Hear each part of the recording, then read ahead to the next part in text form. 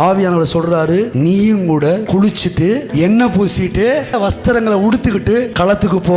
குளிச்சிட்டீங்களா கேட்டா குளிச்சிட்டீங்க. எப்ப குளிச்சிங்க? மூழ்கி ஞானஸ்தானம் எடுத்தீங்கல்ல, அப்போ நீங்க குளிச்சிட்டீங்க. எப்ப பரிசுத்த ஆவியின் அபிஷேகத்தை பெற்றீங்களோ அப்ப என்ன பூசியாச்சு.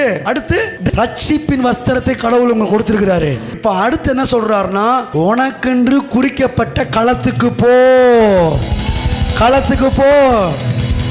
இப்ப நீங்க சொல்லுங்க, அந்த களம் எது? கையை தட்டி உங்களுக்கு. ஹல்லேலூயா. நீங்க ஏதோ ஞானஸ்தானம் எடுத்து அபிஷேகம் பெற்று ரட்சிப்பின் வஸ்திரத்தை உடுத்தினா மாத்திரம் பத்தாது.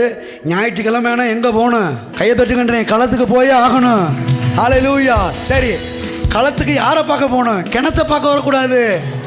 ஹலோ, களத்துக்கு யாரை பார்க்க வரணும்? கர்த்தரை பார்க்க வரணும். மற்றவங்களை பார்க்க வரக்கூடாது. பாஸ்டர் பார்க்க வரக்கூடாது.